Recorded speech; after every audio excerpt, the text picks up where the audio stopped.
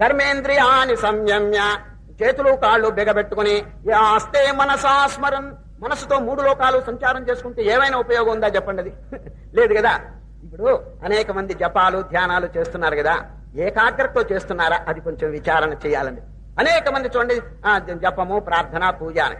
భగవంతునికి నువ్వు ఏమి జపం చేశావు అనే ప్రశ్న కాదు, ఎన్ని జపం చేశావు అనే ప్రశ్న కాదు. Have you worshipped with concentration? అదండి ప్రశ్న.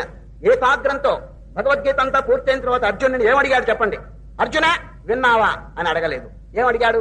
కచ్చిదే తచ్చుతం పార్థ త్వయైకాగ్రేణ చేతసా.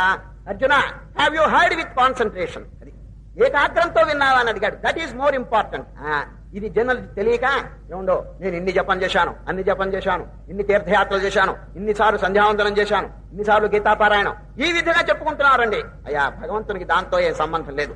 ఒక్క నామం మీరు జపం చేసిన విత్ కాన్సన్ట్రేషన్, అనన్యమైనటువంటి భక్తితో, ఇతరమైనటువంటి ప్రాపంచిక సంకల్పము లేదు మనస్సుకి రానియకుండా, తదేక దృష్టితో ఏకాగ్రతతో ఒక్క నామం జపం చేసిన పవర్ఫుల్ ఎనర్జీ, దాంట్లో స్పిరిచువల్ ఎనర్జీ ఉంటుందని, అద్భుతమైనటువంటి డైనమిక్ పవర్ దాంట్లో ఉంటుంది ఒక్క నామాన్ని జపం చేస్తే.